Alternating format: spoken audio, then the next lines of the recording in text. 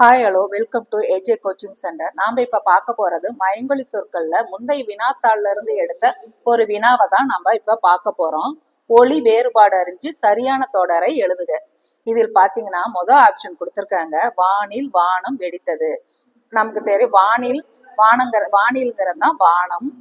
வானம் வானம் வெடித்தது என்ன? பட்டாசு வெடித்தது தான் வானம் வெடித்ததுன்னு சொல்றாங்க. இந்த வானங்கிறது 3 சொல்லி நான் கொடுத்துருக்காங்க. இது ஓரளவுக்கு கரெக்டு தான்.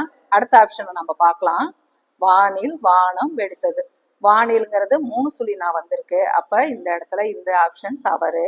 அடுத்தது பாத்தீங்கன்னா வானில் வானம் வெடித்தது. இங்க பாத்தீங்கன்னா 3 சொல்லி நான் வந்திருக்கு. இதுவும் தவறு.